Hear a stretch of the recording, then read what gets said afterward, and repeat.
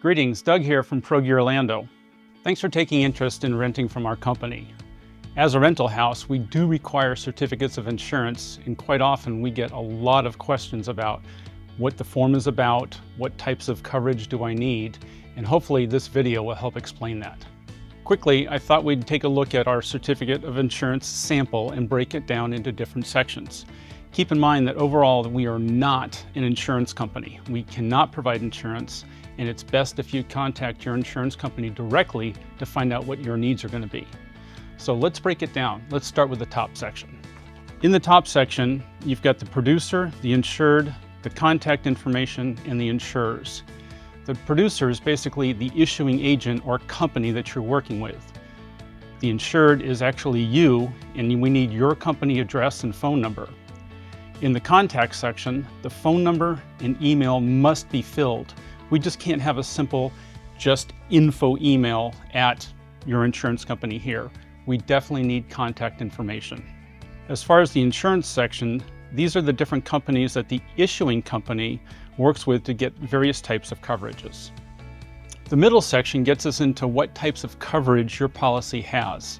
9 times out of 10, you own a general liability policy, which basically protects you and your business, people from entering your business, slipping and falling.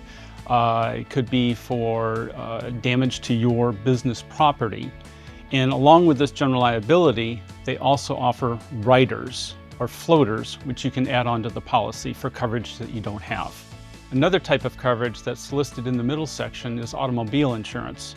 And under the automobile policy, this covers for rented grip or cargo trucks. You may not necessarily need this if you're renting just general gear and you're picking it up yourself. The third type of coverage that's listed in here is what we call the inland marine. Now, this is a rider that's purchased in addition to your general liability, and that covers all the rented photographic equipment gear that you are going to be picking up. The main thing to note is that the insurance rider must be equivalent to the replacement value of the gear that's being rented. For example, if the gear that you're renting is worth $50,000 as far as a replacement, then that inland marine must contain $50,000 worth of coverage. The last part of the section is called the description of operations. In the description of operations, that lists us, the rental house, as the additional insured and loss payee. It's really important that we have additional insured and loss payee because that allows us to contact your company directly in the event that there's been loss or damage. Also listed in the description of operations is a clause that specifies that there is no unattended vehicle exclusion. An exclusion is just a simple line stating that the insured will not be covering any loss from an unattended vehicle. Finally, in the bottom section, it lists the certificate holder, which is us.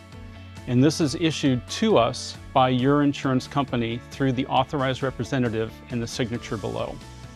Remember that we do not provide insurance, and all insurance must be provided by your insurance company.